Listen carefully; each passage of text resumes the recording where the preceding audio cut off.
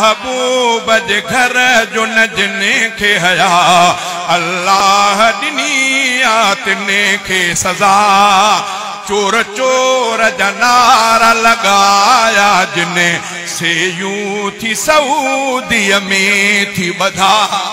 कुछ वक्त अग में तव्हां ॿुधो हूंदो त पाकिस्तानी सियासत उते पिया चमकाइनि चोर चोर जा नारा हणण शुरू करे ॾिनऊं ऐं उन्हनि महिमाननि जी बेहुरमती कयूं। केर बि हुया महिमान पर हुया मदीने पाक जा महिमान।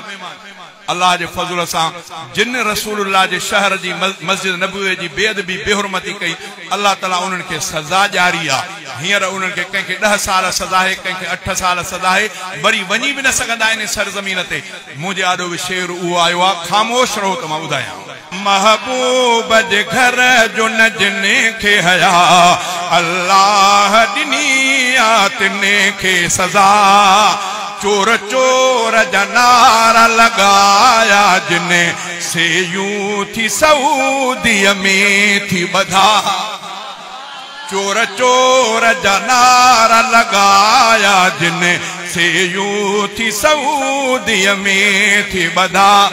असहाब खे भी अल्लाह चयो आवाज़ नबीअ खां मथे न कयो। रोज़े अतहर जे जारी मुबारक ते इहा आयत सुहारी लिखियल आहे, ईमान वारो रसूल जे आॾो पंहिंजे आवाज़ खे घटि कयो, बुलंद न कयो, मता तव्हांजो वधीक आवाज़ गुस्ताखीअ में अची वञे, तव्हांजा अमल सभु ख़तम थी वञनि। इहा रोज़े अतहर ते लिखियल आहे। हिननि त उन जाइ ते हू चवंदा आहिनि वीहूं वॼाए छॾियूं। शाइरीअ में ॻाल्हि दोस्त इहा कई आहे, चई असहाब खे भी अल्लाह चयो आवाज़ नबीअ खां मथे न कयो। हिन दौर जा पर इमरानी ॾिसो, हिन दौर जा पर इमरानी ॾिसो, उन साईं जे दर खां न मुड़िया चोर चोर जा नारा लगाया जिन से यूं थी सऊदीअ में थी बधा।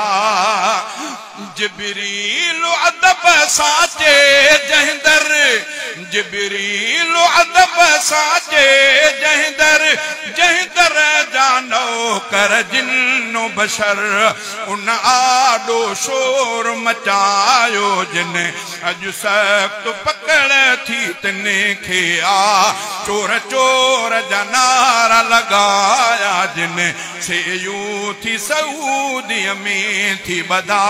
महबूब जे घर जो न हया, महबूब जे घर जो न जिने खे हया अल्लाह ॾिनी आ तिने खे सज़ा।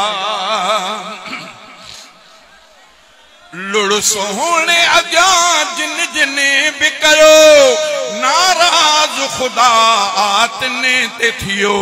लुड़ सोहणे अॻियां जिन जिने बि कयो नाराज़ ख़ुदा आतने ते थियो।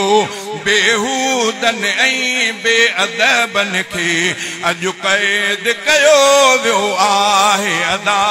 बेहूदन ऐं बेअदबन खे अॼु क़ैद कयो वियो।